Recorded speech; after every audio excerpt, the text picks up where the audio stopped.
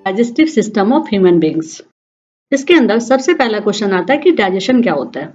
तो digestion process में chemical reactions के थ्रू फूड का कॉम्प्लेक्स मॉलिक्यूल्स सिंपलर मॉलिक्यूल्स में कन्वर्ट हो जाता है, जिसे ऑर्गेनिज्म का सेल्स आसानी से अब्जॉर्ब कर लेता है और बॉडी के अनेकों मेटाबॉलिक प्रोसेस में इसका यूज करता है। सेकेंड क्वेश्चन आता है कि डाइजेस्टिव सिस्टम क्या होता है। कोई भी लिविंग ऑर्गेनिज्म जिस टाइनी यूनिट से बनता है उसे सेल कहते हैं। एक से ज्यादा सेल टिश्यू बनाता है और टिश्यूज मिलकर ऑर्गन बनाते हैं। लास्टली ग्रुप ऑफ ऑर्गन्स मिलकर लिविंग ऑर्गेनिज्म के लाइफ के प्रोसेस को कंप्लीट करता है। यदि ग्रुप ऑफ ऑर्गन्स मिलकर डाइजेशन प्रोसेस को करता है तो इसे डाइजेस्टिव सिस्टम कहा जाता है। नेक्स्ट है कि डाइजेस्टिव सिस्टम 2 पार्ट्स में कंप्लीट होता है। फर्स्ट है एलिमेंट्री कैनाल एंड सेकेंड है digestive glands. To start from alimentary canal.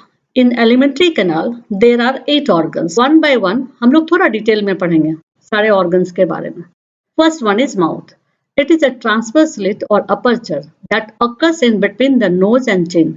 It is meant for ingestion. इसको mouth को transverse slit और aperture भी कह सकते हैं और ये nose और chin के बीच में पाया जाता है।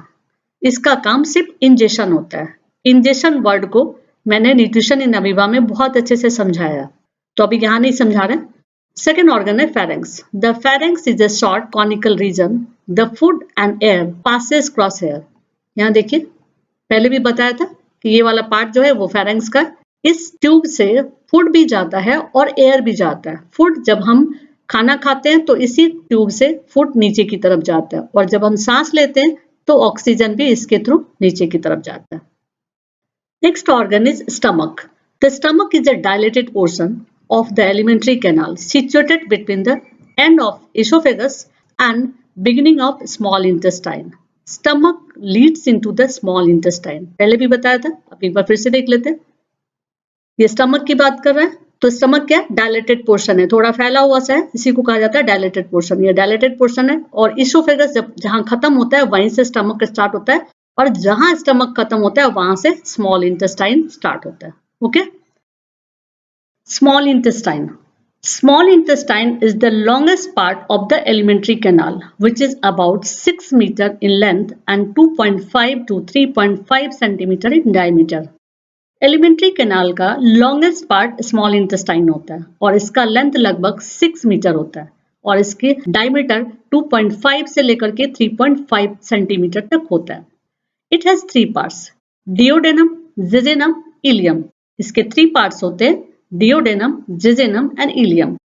अब duodenum की बात करते हैं। It is the first part of the small intestine.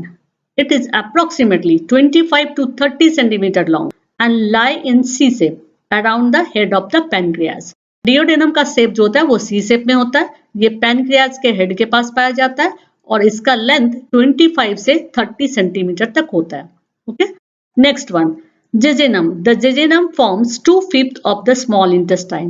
Small intestine का 2/5 part जो है वो jejunum बनाता है। Last is ileum. Ileum forms the remaining 3/5 of the small intestine. यानी small intestine का 3/5 part जो है वो ileum बनाता है। यदि small intestine को 5 part में divide कर दिया जाए तो 2/5 part जो है वो jejunum का होगा और 3/5 part जो है वो ileum का होगा। Next one is large intestine. Small intestine leads into the large intestine. Obviously, small intestine जहाँ खत्म होगा वहीं large intestine शुरू होगा। There is a presence of a blind dilated sac situated right at the place where the small intestine opens into the large intestine. This is known as cecum. Cecum terminates into a fine finger-like projections known as vermiform appendix. Large intestine consists of 4 parts: ascending colon, transverse colon, descending colon, sigmoid colon. क्या करे कि जो large intestine है उसके starting में एक dilated portion होता है जिसको सीकम कहा जाता है। ये स्टार्टिंग में क्या, इसके बीच में स्मॉल इंटेस्टाइन होता है और स्मॉल इंटेस्टाइन यहाँ से खत्म होता है और यहीं से इसी पोर्शन से लार्ज इंटेस्टाइन शुरू होता है। तो जहां पर लार्ज इंटेस्टाइन शुरू हुआ उसको कहा जाता है सीकम। ये डायलेटेड पोर्शन है, इसको कहा जाता है सीकम। इसके बाद इसके 4 पार्ट्स होते हैं।